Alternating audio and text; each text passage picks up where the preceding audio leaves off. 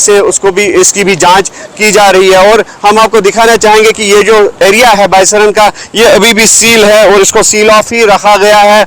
और यहाँ पर जो सिविलियन मूवमेंट है उसको रेस्ट्रिक्ट बना दिया गया है और बाईसरन के जितने भी दाखिली खाजे यानी कि एंट्री और एग्जिट पॉइंट्स है उनको सील कर दिया गया है। और लगातार जो कोऑर्डिनेट सर्च ऑपरेशन है वो यहाँ पर जारी है। और इस तरह से जो डीजी एनआईए का यहाँ पर आना यकीनी तौर पर एक इस बात का संकेत है कि जो केस है, जो इन्वेस्टिगेशन प्रोसेस है, तो वो एक दिलचस्प मरहले में दाखिल हुआ है। और जो लीड्स मिल पाई है एनआईए को, इन्वेस्टिगेटिंग एजेंसीज को, तो वो फिलहाल डिस्क्लोज नहीं की जा सकती है क्योंकि जिस तरह से केस की सेंसिटिविटी है जो है उसको मद्देनजर रखा जा रहा है, तो उस हिसाब से कुछ भी कहना कबल वक्त होगा। लेकिन ये बात भी स्पष्ट है कि जो ऑपरेशन है उसमें शिद्दत लाई जा रही है, जो इन्वेस्टिगेशन का प्रोसेस है, अमल है, उसमें भी काफ़ी शिद्दत लाई जा रही है। और हम आपको बता दें कि जो एनआईए के डायरेक्टर जनरल है तो वो अभी पहलगाम में ही है और पहलगाम में अलग-अलग मीटिंग जो है सिक्योरिटी एजेंसीज की, वो उसमें हिस्सा लेंगे और तमाम जो शवाहिद है उनसे भी बात करेंगे, ये सोर्सेस का कहना है। और पूरी जो इस ऑपरेशन को जो चलाया जा रहा है, जो इन्वेस्टिगेशन प्रोसेस है यहाँ पर, उस सिलसिले में मालूमात भी हासिल की जाएंगी। आफाक शाह के साथ न्यूज़ 18 के लिए पहलगाम से मुदस्सिर कादरी। तो पहलगाम की बाईसरन घाटी जहां पर 22 अप्रैल को इस आतंकवादी हमले को अंजाम दिया गया था, उस बाईसरन घाटी को पूरी तरह से पहले तो सील किया गया है। एनआईए की टीम दूसरे दिन से ही वहां पर मौजूद थी। एनआईए के अधिकारियों ने पूरे पहलगाम से लेकर बाईसरन घाटी तक दौरा किया था और वहां पर चप्पे चप्पे पर छानबीन भी लगातार की जा रही है। सिर्फ एंट्री ही नहीं बल्कि आतंकवादियों के एग्जिट रूट्स को भी खंगाला जा रहा है, उनके एस्केप रूट को भी खंगाला जा रहा है। और इस बीच अपडेट सामने निकल कर आया है कि एनआईए के डीजी पहुंचे हुए हैं और बाईसरन घाटी में वो जायजा ले रहे हैं। सीधे रुक कर लेते हैं हमारे सहयोगी मुदस्सिर कादरी का, हमारे साथ जुड़े हैं। मुदस्सिर, इस वक्त इस पूरे इलाके की संवेदनशीलता को समझा जा सकता है।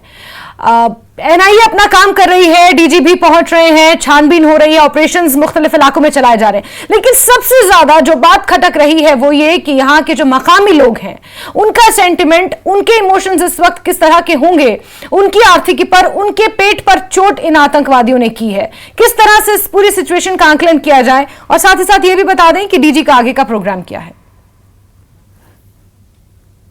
बिल्कुल जास्मीन, जिस तरह से आपने कहा कि ये प्रहार न सिर्फ टूरिस्ट्स पर था बल्कि कश्मीरियत पर था और जो देश की अखंडता या फिर जो नेशनल इंटीग्रेशन की अगर हम बात करेंगे तो उस पर भी ये वार था।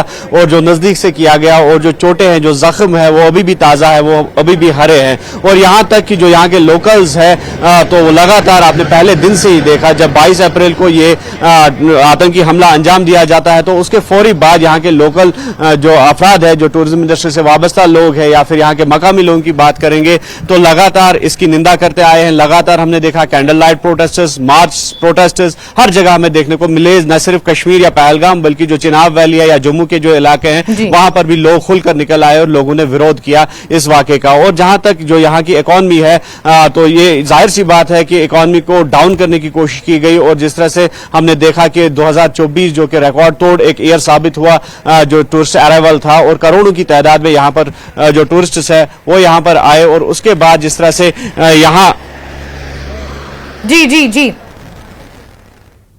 जी मुदस्सिर, तो मुदस्सिर हमारे साथ पहलगाम से जुड़े थे, दोबारा जुड़ने की कोशिश करेंगे हम, लेकिन बाईसरन घाटी पहुंचे हैं डीजी एनआईए इस वक्त और उनका काफिला आप देख रहे हैं। डीजी सदानंद वसंत पहुंचे हैं और बाईसरन वैली का वो यहां पर दौरा करेंगे। आपको बता दें कि इससे पहले एनआईए की टीम ने यहां पर छानबीन की थी और जिस तरह से यहां छानबीन की गई, मौके से 40 कारतूस बरामद हुए थे। और अगर आतंकवादियों की स्ट्रैटेजी को यहां पर समझा जाए तो एग्जिट गेट और एंट्री गेट पर आतंकवादी खड़े थे, कुछ आतंकवादी पेड़ के पीछे छिपे हुए थे और पूरे इलाके की, पूरे बाईसरन वैली की पहले रेकी की गई थी और ये खंगालने की कोशिश की गई थी, जानने की, समझने की कोशिश की गई थी कि यहां पर जब गोलीबारी होगी, आतंकवादी हमले को ये लोग अंजाम देंगे तो फिर जो सैलानी यहां पर पहुंचे या सयाह कौन कौन से रास्तों से भाग सकते हैं, ये तमाम रेकी की गई थी आतंकवादियों द्वारा। और अब इसी स्ट्रैटेजी को डिकोड करने के लिए एनआईए ने मोर्चा संभाला है। एनआईए के डीजी भी मौके पर पहुंचे हुए हैं और पहलगाम हमले के बाद आतंकवाद और आतंकवाद से जुड़े एक एक दीमक को खत्म करने का ऑपरेशन जारी है। अलगाववादी संगठनों पर भी एक्शन लिया जा रहा है। कुपवाड़ा के हंदवाड़ा में एनआईए, जम्मू कश्मीर पुलिस और खुफिया एजेंसियों ने कई जगह छापे मारे हैं और इसी पर देखिए अमित पांडे की ये super exclusive report.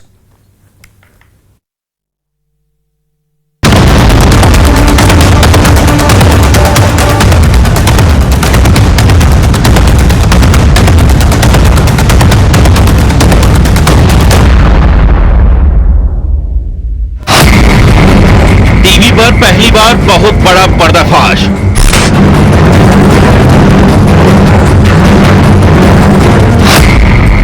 News 18 India पर हुर्रियत कॉन्फ्रेंस का चेहरा बेनकाब।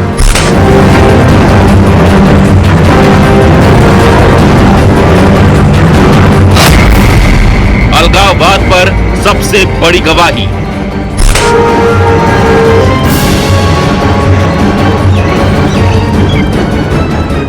घाटी के जर्रे जर्रे में सुरक्षा बल की तलाश चल रही है। इस बार ऑपरेशन वाइप आउट चलाया जा रहा है।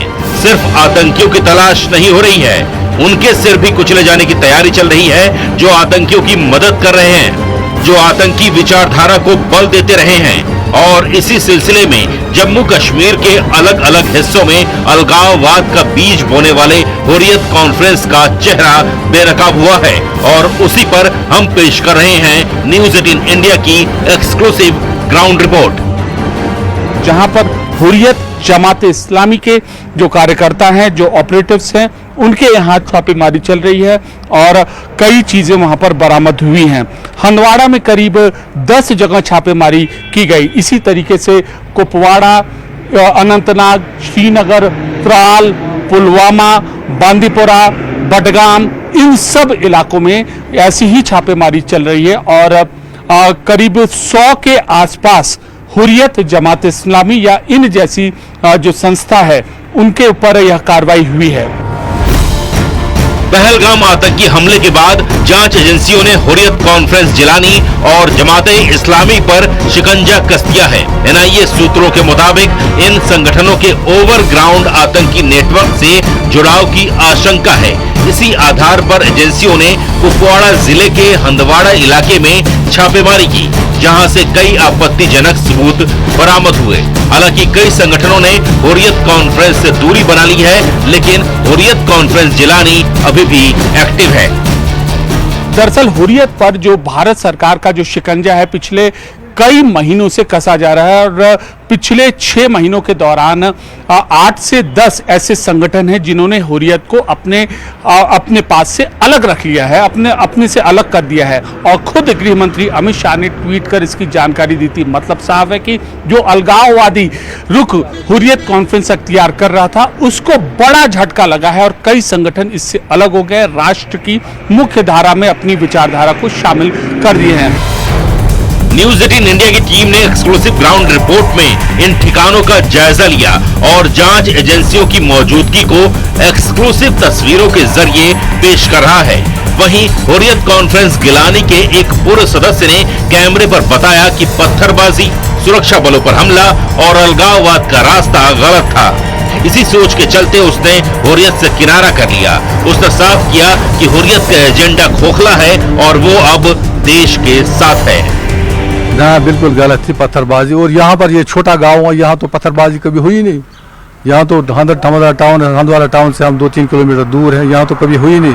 हंदवाड़ा में होती तो बहुत से फैक्शन होते थे, इसके बारे में कोई जानकारी नहीं, कौन पत्थर मारता है, क्या मारता है। पुलिस पकड़ दी थी उनको, लेकिन ये विचारधारा सही नहीं थी। ना बिल्कुल गलत थी। पत्थर मारना किसको पत्थर मारते थे। हुर्रियत देश से, भारत से अलग होना चाहता था। नहीं, इसकी बात नहीं, इसकी बात हमें ऐसा कोई बात पता नहीं। हुर्रियत देश से अंदर अलग जाना चाहिए। आप हुर्रियत से अलग हुए हैं, अब आपका भारत के प्रति क्या विचार है? भारत हमारा देश है, हम सिटीजन है भारत के, हम पूरा सिटीजन है। हम क्या कोई गलत काम नहीं। पहलगाम आतंकी हमले में हुर्रियत के कुछ ऑपरेटिव्स हैं, उनके घर से आपत्तिजनक चीजें बरामद हुई हैं, इसके बारे में क्या कहना चाहेंगे? उनकी खाल उतार दो, जो होगा इन्वॉल्व उसको बेगुनाह उनके कत्ल करना है। बेगुनाह बेचारे घूमने फिरने आए थे, उनको कत्ल गार्ड किया। ये किस दीन में लिखा है? कहीं नहीं है, किसी मजहब में नहीं है। ये पहली बार है जब हुर्रियत कॉन्फ्रेंस का कोई पूर्व सदस्य खुद सामने आया है और इन संगठनों की देश विरोधी विचारधारा की पोल खोलकर रखती है।